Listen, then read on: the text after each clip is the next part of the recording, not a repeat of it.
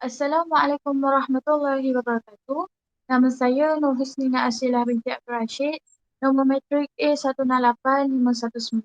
Hari ini saya akan membentangkan tajuk tanggungjawab wanita bekerjaya terhadap keluarga menurut Siasat Syariah PPPG 3113.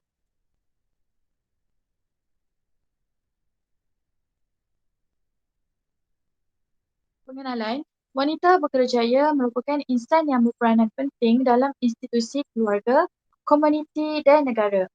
Kebanyakan wanita di Malaysia memiliki pendidikan dan terlibat di dalam pekerjaan di wilayah Persekutuan Putrajaya menempatkan seramai 64,902 orang wanita bekerjaya di sektor awam. Pengurusan wanita bekerjaya akan menghadapi kegagalan apabila mereka tidak memahami konsep bekerja menurut Islam.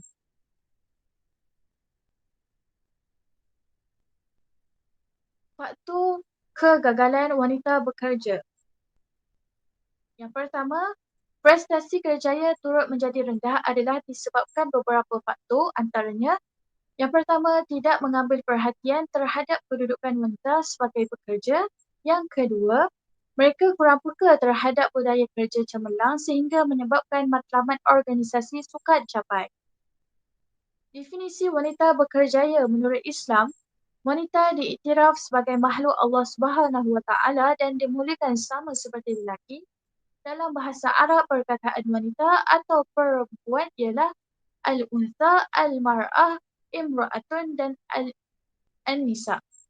Pekerjaan atau kerjaya dalam Kamus Al-Jadid Arab Melayu 1993 ialah sesuatu yang dikerjakan, sesuatu yang dilakukan sebagai tanggungjawab, tugas atau sesuatu usaha, kegiatan dan sebagainya yang dilakukan berterusan dari sehari ke sehari untuk keperluan hidup, usaha atau kegiatan bagi mendapatkan wang. Pandangan Islam terhadap wanita bekerjaya. Secara umum, pekerjaan menurut Harundin 1990 merupakan suatu aktiviti yang baik dan apabila ia memenuhi syarat tertentu dan mendatangkan faedah dalam kehidupan, maka ia merupakan ibadah. Islam memberi pandangan khusus terhadap pekerjaan. Menurut perspektif Islam, bekerja merupakan tabiat manusia secara semula jadi. Islam memberi peluang kepada umat Islam sama ada lelaki atau perempuan atau wanita dalam hal mencari peluang pekerjaan dan bekerja. Wanita Islam pada zaman Rasulullah sallallahu alaihi wasallam banyak melakukan kerja di dalam dan di luar rumah. Contohnya, Asma binti Abu Bakar mengemas rumah tangganya, menjaga kuda, memberi makan dan minum. Beliau juga merupakan khadam Zubir, khadam rumah tangganya. Pandangan Islam terhadap wanita bekerjaya. Ali Abdul Al-Wahid Al-Wafi, pada zaman Rasulullah sallallahu alaihi wasallam, wanita-wanita turut bersama-sama lelaki keluar berperang walaupun bukan berada di barisan hadapan tetapi mereka merupakan penyelamat dengan merawat tentera-tentera yang tercedera. Ibnu Qayyim Abu Abdullah Ad-Dimashqi 1993, wanita dibenarkan menceburi pelbagai bidang pekerjaan dan Islam mensyaratkan supaya kegiatan dan pekerjaan hendaklah bersesuaian dengan fitrah kejadian wanita dan tidak bertentangan dengan hukum syarak, tidak mendatangkan kemudaratan, fitnah dan bencana kepada orang lain.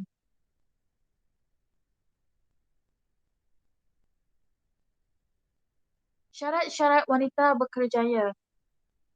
Yang pertama, pekerjaan, masa dan bidang yang bersesuaian hendaklah bersesuaian mengikut syariat Islam dan ia tidak bertentangan dengan fitrah kejadiannya. Yang kedua, sentiasa memelihara diri. Setiap wanita yang keluar bekerja wajib menjaga kehormatan diri, memelihara adab, akhlak dan ketika berada di luar rumah agar kedudukan mereka tetap dipandang mulia. Yang ketiga, tidak bercampur di antara lelaki dan wanita, pergaulan bebas tanpa batasan. Yang keempat, mendapat keizinan, minta izin bapa jika belum berkahwin atau suami bagi wanita sudah berkahwin. Ini kerana tanggungjawab mereka bagi memastikan keselamatan kaum wanita.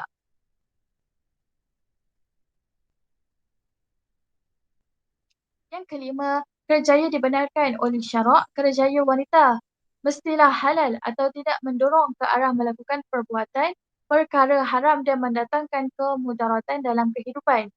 Yang keenam, kerjaya yang tidak menghalang wanita dari memberi komitmen dan kewajipan terhadap Allah Subhanahu Wa Taala, diri dan rumah tangganya. Yang ketujuh, suasana umum di tempat kerja membantu melaksanakan kewajipannya dan mendapatkan haknya seperti kerehatan demi kesihatan yang berpanjangan, cuti panjang pada permulaan perkahwinan, bersalin dan penyusuan.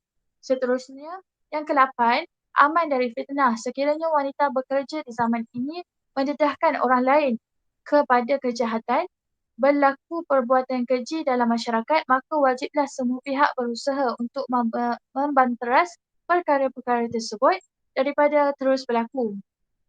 Yang ke-9, kerja tidak bertentangan dengan sifat semula jadi.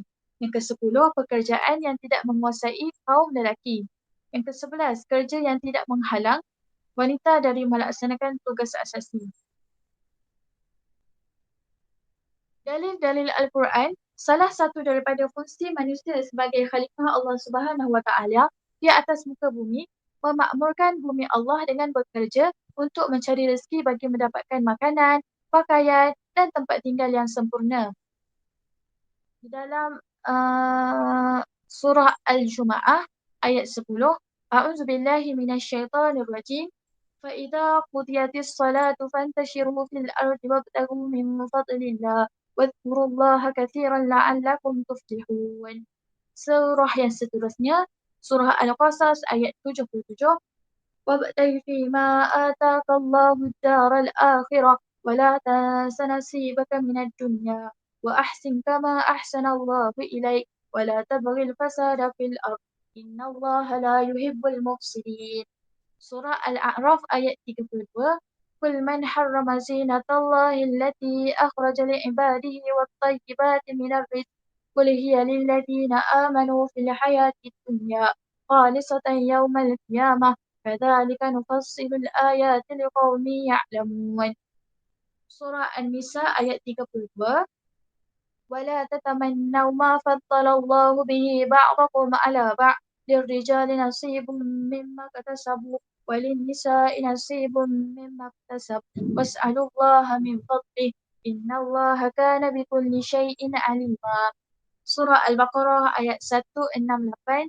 يا أيها الناس كلوا مما في الأرض حلالا طيبا ولا تتبعوا خطوات الشيطان إنه لكم عدو مبين. Tiada nas yang melarang kaum wanita daripada menuntut ilmu. Misalnya, zaman dahulu kaum wanita juga tergolong dari golongan ahli hadis.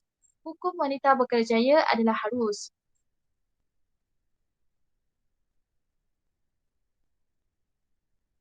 Seterusnya,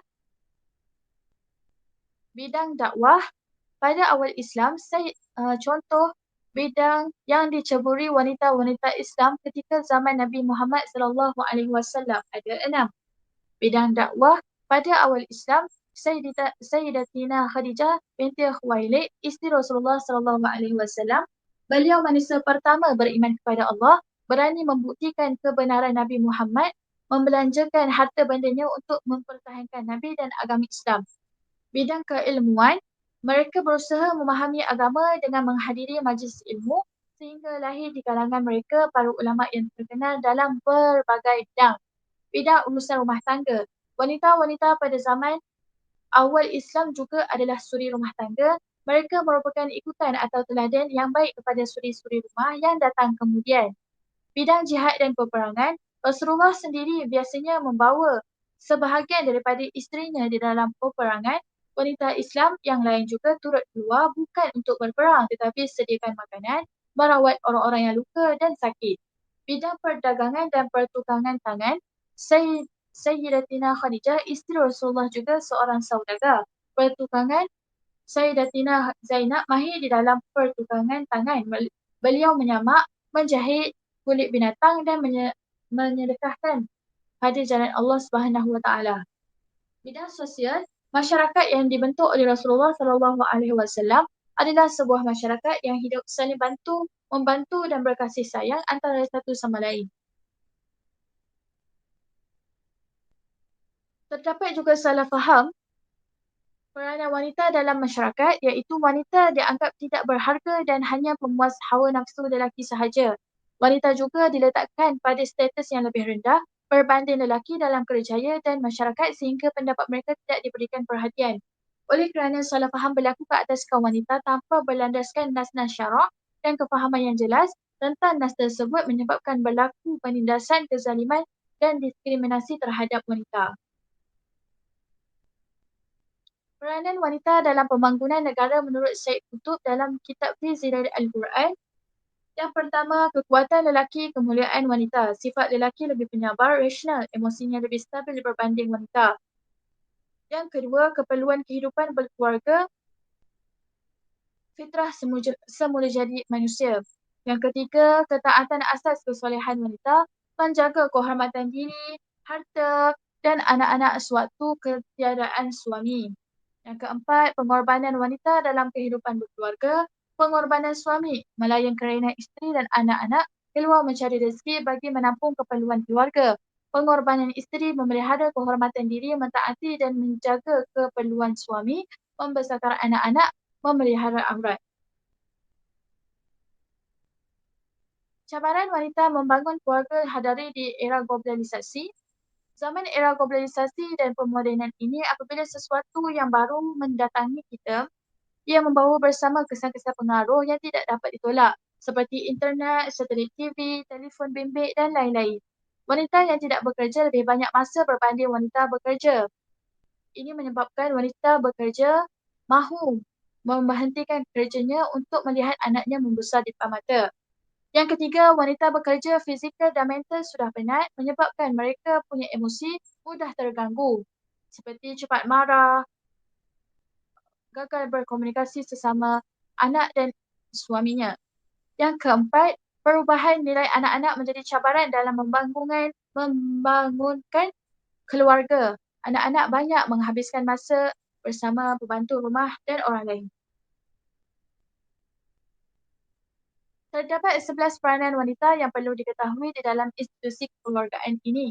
Seperti peranan wanita iaitu makhluk ciptaan Allah Subhanahu Wa Taala, ibu, isteri, anak, menyampaikan dakwah, peperangan dan jihad, masyarakat dan bangsa, politik, pendidikan, ekonomi dan juga ketua isi rumah. Menutup, kesimpulannya, as-siasah asy-syariah perlu digunakan dalam urusan yang berkaitan dengan hal-hal perkahwinan jika ia didapati boleh menjaga kepentingan umat Islam. Wanita hari ini kan bergerak maju dalam pelbagai bidang seperti pendidikan, kemahiran pekerjaan, kepimpinan dan sebagainya. Peranan wanita sebagai pengurus rumah tangga telah mengalami perubahan terutamanya dengan bantuan daripada pembantu rumah asing, pengetahuan sains dan teknologi yang telah mencipta pelbagai perkakas rumah tangga untuk memudahkan kerja seharian mereka. Akhir sekali, hari ini para wanita moden mempunyai tanggungjawab yang lebih besar terhadap kebajikan suami berbeza pada masa dahulu. Oleh itu, sekian sahaja daripada saya. Terima kasih.